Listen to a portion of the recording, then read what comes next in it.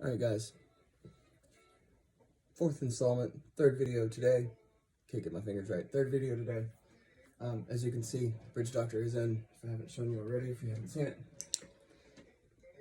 Probably can't see it with the other clamps done in there, but that little tail block you see is essentially a tail block that creates leverage and a dowel that goes all the way to the end with a Allen key set screw, which essentially acts as another truss rod to keep the top of the guitar from bellying. Now, in order to try and flatten, because I know that this guitar is flat top 100%, and two, it is not going to be clear coated, and it's going to be painted and finished like it was, but just much better quality because I was like 14 when I did this.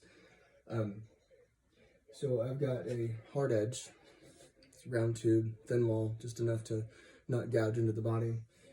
Some clamps set to the outsides where the binding is, where the most structural integrity of a 90-degree would be, and make sure that these are set at the edges so you're not pushing into the center of the body. I've got the Bridge Doctor set between 1, 2, 3, 4, 5, 6, if you notice, dead center. This whole pickup that's in here is going to be coming out. It's a pain in the ass, but I'm going to deal with that later. I'll deal with the fretwork later. I have taken the truss rod completely loose, let it set, did a little bit of, laying stuff on it on top of my furniture in here. I have now put tension back on it. I'm going to straight edge it with the same straight edge you saw earlier, and tighten it to put some tension on it so when strings go on it doesn't bow. I'm going to do some fret leveling and some end dressing, and then I will redress the tops of them because you can see they're pretty flat. I don't know if you can see it in the video there. They're pretty flat anyway, they're old. But we are going to strip this whole guitar and actually finish the back of the neck like it should be in the first place, actual wood, not painted. The face of the headstock and the rest of the guitar will be painted as well. I'm going to remove this bridge eventually, but I would like to have had already done all this so that it is just cosmetic what is going to be done. If you notice, I have a little strip of wood here because I found a little crack right here at the sound hole, which is where a lot of it vibrates and where you get a lot of your sound from, and I don't want there to be anything worse than it already was. I know it's already plywood and pieced together, veneered anyway, so we have a couple clamps here holding that in place. I'm going to go get some smaller screw ones and make sure it's nice and tight and even.